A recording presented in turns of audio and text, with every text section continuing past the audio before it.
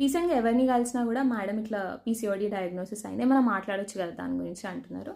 PCOD అంటే polycystic ovarian disease. అంటే మీ ఓవరీస్లో sys లాగా ఫామ్ అవుతున్నాయి, నీటి బుడగల్లాగా ఫామ్ అవుతున్నాయి. దాన్ని బట్టి బాడీలో చాలా చేంజెస్ వస్తున్నాయి.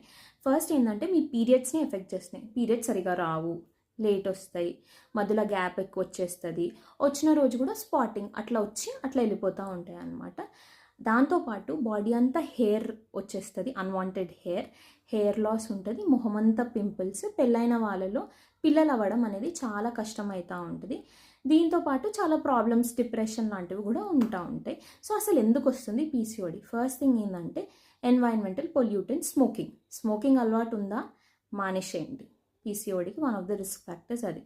రెండోది డైట్ అండ్ లైఫ్ స్టైల్. సరిగ్గా తినరు, సరిగ్గా వండుకోరు, ఎక్కువ స్ట్రెస్ తీసుకుంటారు, ఎక్కువ ఆలోచిస్తూ ఉంటారు, తిన్నా కూడా హై గ్లైసిమిక్ ఇండెక్స్ ఫుడ్స్. అంటే ఏం లేదు, సింపుల్గా చెప్పాలంటే బయటపడి అన్నీ తినేసేయడం అనమాట. బజ్జీలు, బోండాలు, బిర్యానీలు, you name it, you are eating it. So అవన్నీ తినడం.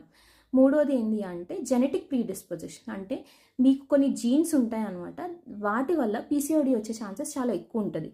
అలాంటి జీన్స్ మీలో ఉంటే వచ్చే ఛాన్సెస్ ఉన్నాయి. ఫోర్త్ది ఏంటి అంటే గట్ డిస్బయోసిస్. అంటే మనం తినే ఆహారం వల్ల పొట్టలోకి వెళ్ళి పొట్టలో ఉన్న మంచి బ్యాక్టీరియా అంతా చేంజ్ అయిపోయి మన బాడీలో చాలా చేంజెస్ ఫామ్ చేసి అట్లా సిస్ట్లు ఇంకా దానివల్ల వచ్చే ప్రాబ్లమ్స్ అన్నీ వస్తూ ఉంటాయి. సో డైట్ అనేది చాలా ఇంపార్టెంట్. సో పీసీఓడి సిమ్టమ్స్ ఉన్నాయి, డెఫినెట్గా వెళ్ళి మీ గైనాక్ని కలవండి.